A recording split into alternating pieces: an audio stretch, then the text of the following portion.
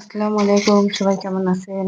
আশা করছি আল্লাহর মেহেরবানিতে সবাই ভালো আছেন। আমিও ভালো আছি, আলহামদুলিল্লাহ। আজকে আমি রান্না করব মাছ। আর এখানে তরকারি দিয়েছি কচুর ডাঁটা, আলু আর একটু পেঁপে।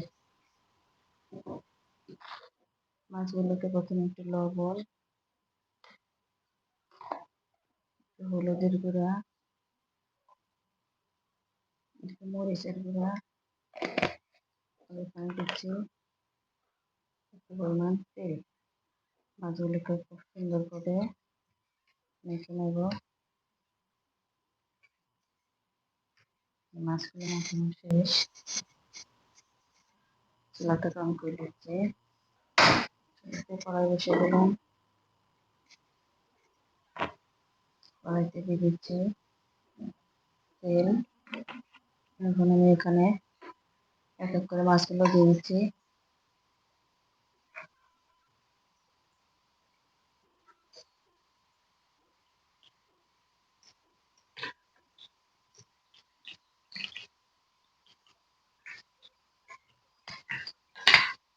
মাছগুলোকে উল্টাই দিচ্ছি।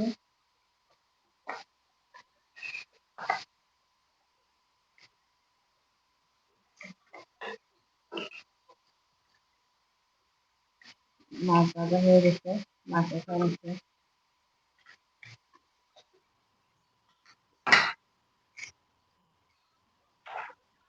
এই তেলের সাথে তরকারির জন্য একটু তেল দিয়ে দিলাম। দিয়ে দিচ্ছি একটু তেজপাতা, কাঁচা জিরা, পেঁয়াজ কুচি।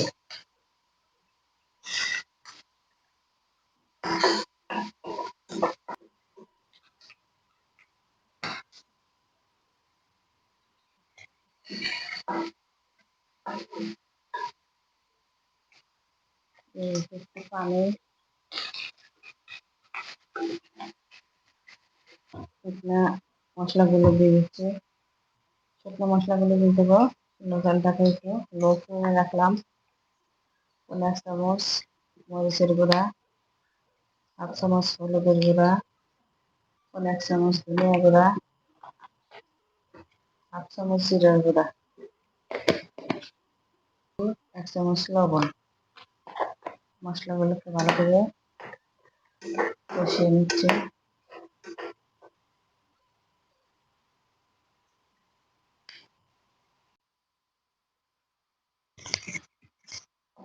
মশলা থেকে তেল ছেড়ে দিছে।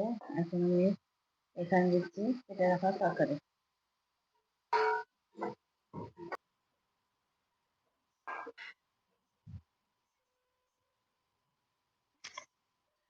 ঢাকনা দিয়ে ঢেকে দিচ্ছি। ঢাকনাটা খুলে গ্যাসে নেড়ে দিচ্ছি। আমি এখানে দিচ্ছি,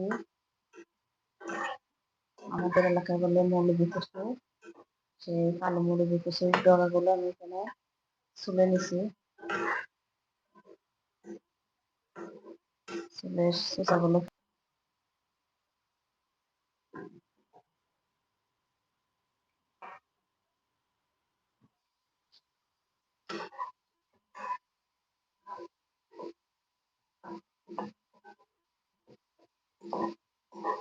তরকারিটা আমার কষানো শেষ। আমি এখন ঝোলের জন্য পানি দিয়ে দিচ্ছি।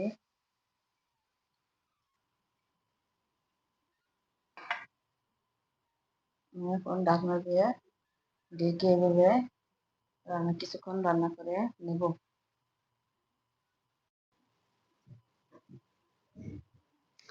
আমি তরকারির ঢাকনাটাকে তুলে একটু নেড়ে দিয়ে নিচ্ছি।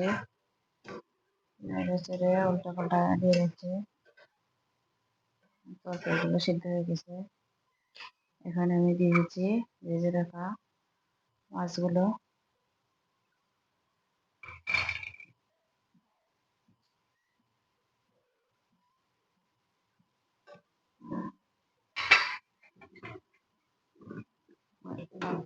ঢেকে দিচ্ছি। তরকারিটাকে রেখে নিচ্ছে। তরকারি রান্না শেষ। আর চুলার জালটাকে বন্ধ করে দিলাম। এখন দিয়ে দিচ্ছি একটু ভাজা জিরের গুঁড়া,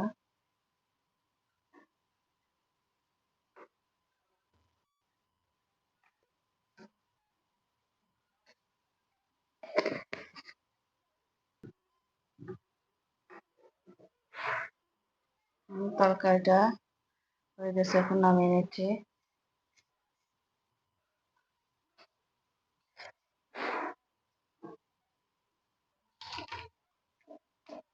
আমি এখানে রান্না করছি কচু, কালো কচু দিয়ে, কিন্তু দেখে মনে হচ্ছে না কচুগুলো কালো, কারণ আমি এখানে কচু ডাঁটাগুলোকে সুন্দর করে ছুলে দিছি, তারপরে খোসাগুলো ফেলে দিছি।